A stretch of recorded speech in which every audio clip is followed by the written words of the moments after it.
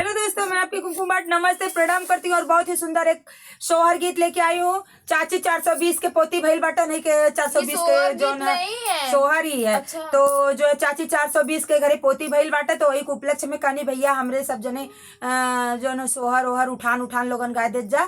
तो कलिया जो ना पीसीओ भइल रहल और हम एडवांस मतलब एक ठे और अपने तरह से घरे से बनाए के और जो है और छठी बरई खातिर कुल गाय गाय के डालत जात बाटी। चाची 420 देख ली हमरे का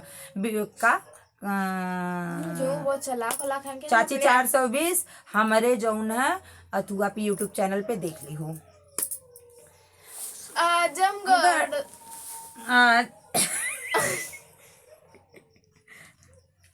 आजमगढ़ में लागल बजरिया बजरिया पियवा जाया वो। आजमगढ़ में लागल बजरिया बजरिया पियवा जाया ना हो।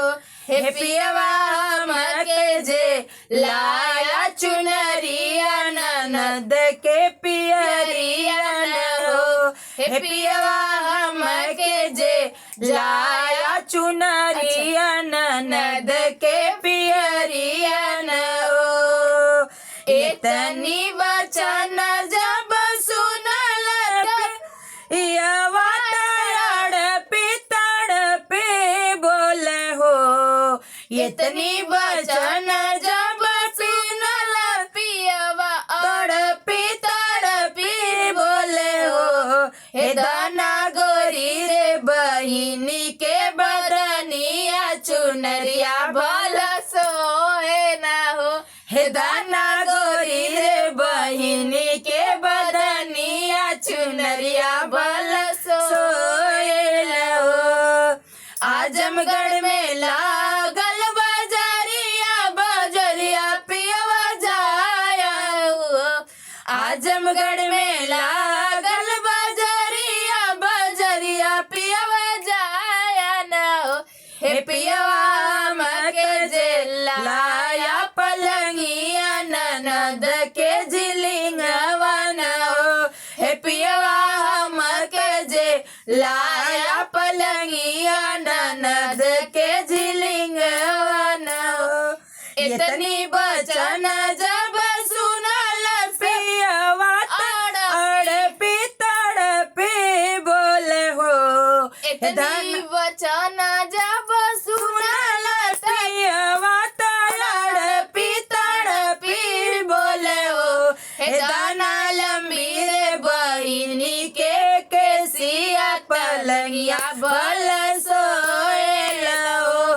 हे दाना लंबी रे बहिनी के केसिया पलंगिया भल सोए लो। कि कुछ भी ना दूं।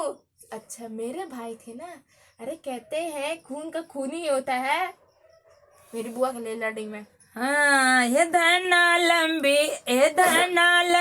रे बहिनिया के केसिया पलंगिया भल सोए लो।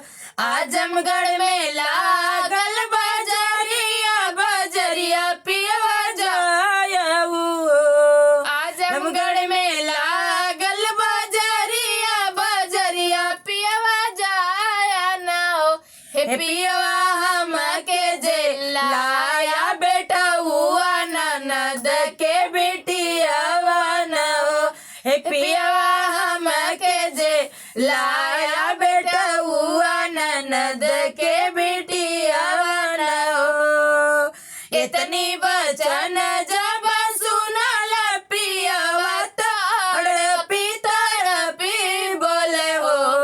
इतनी वचन जब सुनल पियवा तड़पी तड़पी बोले हो। हे दाना सुनी रे बहिनी के गोदिया लेटुआ भल सोए ललनवा भल सोए ना हो। हे दाना सुनी रे बहिनी के गोदिया बेटुआ भल सोए ललनवा भल सोए लो।